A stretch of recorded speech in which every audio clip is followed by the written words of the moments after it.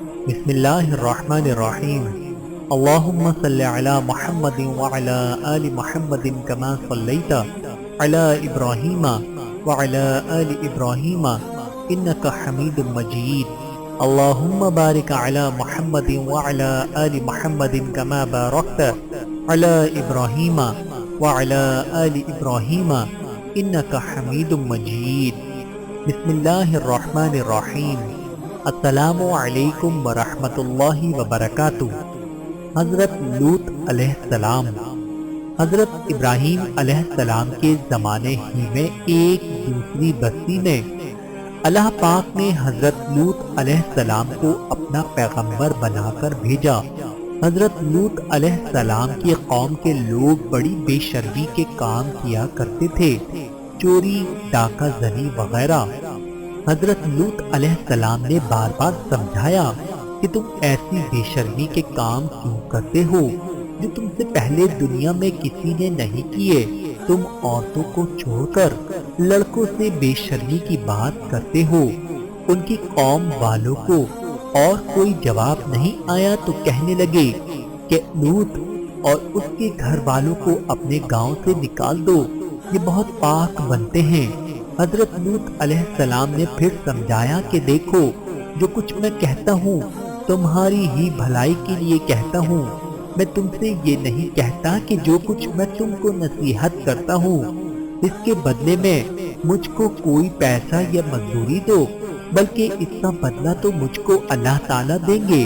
حضرت لوط علیہ السلام کی نصیحت کا ان پر کوئی اثر نہ ہوا اور کہنے لگے کہ جس عذاب سے تو ہم کو ڈراتا ہے، اگر تو سچا ہے تو ایک دن اس عذاب کو ہم پر لے آ۔ پھر کیا ہوا؟ آخر خدا کا غضب جوش میں آ گیا۔ اللہ تعالیٰ نے فرشتوں کو خوبصورت لڑکوں کی شکل میں حضرت لوط علیہ السلام کے مکان پر بھیجا۔ حضرت لوط علیہ السلام نے جب لڑکوں کو دیکھا تو بہت غمگین ہوئے کہ یہ لڑکے میرے پاس مہمان آئے ہیں اور میری قوم کے لوگ ان کو پریشان کریں گے۔ کہنے لگے کہ آج کا دن میری مشکل کا دن ہے۔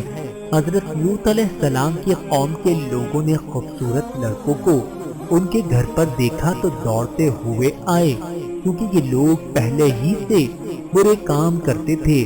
حضرت لوط علیہ السلام نے ان سے کہا کہ اے میری قوم، خدا سے ڈرو اور میرے مہمانوں کے بارے میں میری عزت خراب نہ کرو۔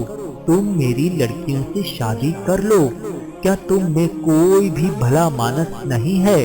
وہ بولے کہ تم کو معلوم ہے کہ تمہاری بیٹیوں کی ہم کو ضرورت نہیں ہے، جو کچھ ہم چاہتے ہیں وہ تم کو معلوم ہے۔ حضرت لوط علیہ السلام نے کہا کاش مجھ میں تمہارے مقابلے کی طاقت ہوتی یا میں کسی مضبوط قلعے میں ہوتا۔ فرشتے جو خوبصورت لڑکوں کی شکل میں آئے تھے، انہوں نے حضرت لوط علیہ السلام کو اتنا غمگین دیکھا تو کہا اے لوط، ہم تمہارے رب کی طرف سے بھیجے ہوئے فرشتے ہیں، یہ لوگ آپ تک ہرگز نہیں پہنچ سکتے۔ آپ رات کے اندھیرے میں اپنے گھر والوں کو لے کر اس بستی سے چل دیں اور کوئی شخص پیچھے مڑ کر نہ دیکھے، مگر اپنی بیوی کو چھوڑ دینا کیونکہ وہ کافر ہے، اور جو آفت اس بستی پر آنے والی ہے وہ اس پر بھی پڑے گی۔ اس بستی پر صبح کے قریب اللہ کا عذاب ہوگا۔ حضرت لوط علیہ السلام خدا کے حکم کے مطابق اپنی بیوی کو چھوڑ کر بقیہ اپنے گھر والوں کو لے کر رات کو اس بستی سے چل نکلے۔ صبح کے قریب اللہ تعالیٰ کا عذاب آیا اور اس بستی پر پتھر اور کنکروں کی بارش شروع ہوئی۔ پھر اس بستی کو اٹھا کر الٹا پٹک دیا اور اسے نیچے اوپر کر دیا، اور وہ بستی جس کے لوگ لڑکوں سے بے شرمی کی باتیں کرتے تھے اور حضرت لوط علیہ السلام کے منع کرنے سے نہیں مانتے تھے، سب فنا ہو گئے۔ یہ تو تھی ان کی دنیا میں خرابی، اور دوزخ کا عذاب اللہ تعالیٰ کے ہاں جا کر ملے گا، وہ علیحدہ ہے۔ خدا تعالیٰ ہم سب کو ایسی بے شرمی کی باتوں سے محفوظ رکھے جس کی وجہ سے اس قدر سخت عذاب آیا کہ زمین کو بلند کر کے الٹا پلٹ دیا گیا۔ آمین ثم آمین۔